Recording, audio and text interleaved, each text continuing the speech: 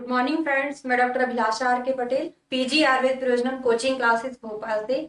आज की क्लास में हम फिर से पंचकर्मा का एक और छोटा सा टॉपिक कंप्लीट करने वाले हैं जो कि एग्जाम के लिए बहुत ज्यादा इंपॉर्टेंट है।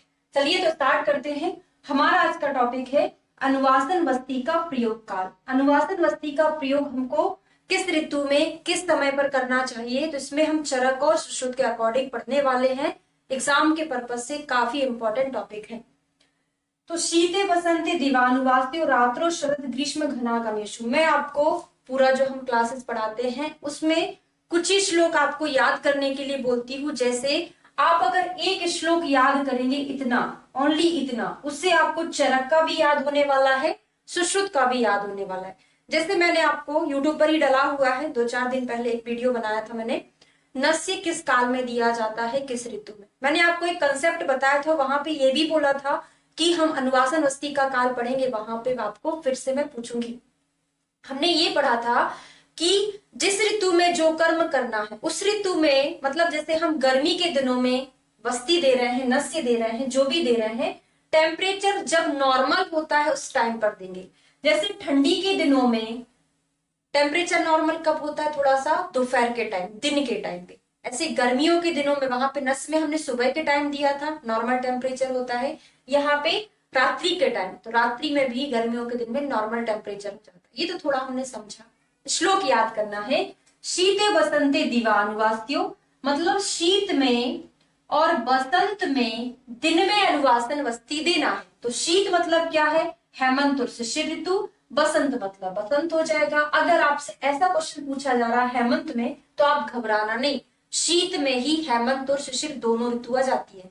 शीते बसंते दिवानुवास्यो, बाकी सारी ऋतुओं में, मतलब 3 जो ऋतु बची उसमें हमको कहाँ देना है, रात्रि में अनुवासन देना है।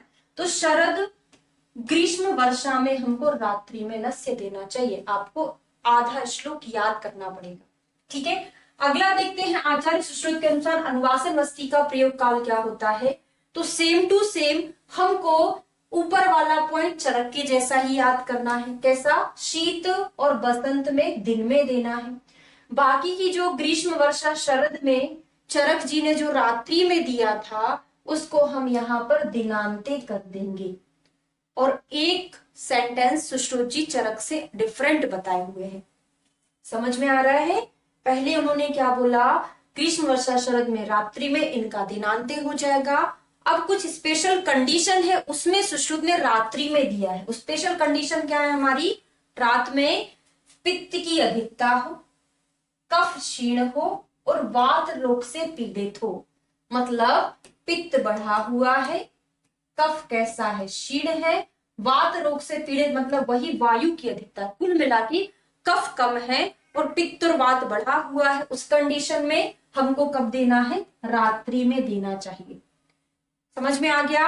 सेम टू सेम चरक का सुश्रुत के जैसा ही है। फर्स्ट वाला, सेकेंड वाला में इनका रात्रि था तो दिनांते हो गया। एक हमको श्लोक से दोनों चीजें याद हो रहा है। बस लास्ट का आपको याद करना है, कफ क्षीण, बाकी दोनों बढ़ा है, उसमें हमको रात्रि में नस्य देना चाहिए। तो इसी तरीके से हम अपने रेगुलर क्लासेस में डेली पढ़ते ही हैं।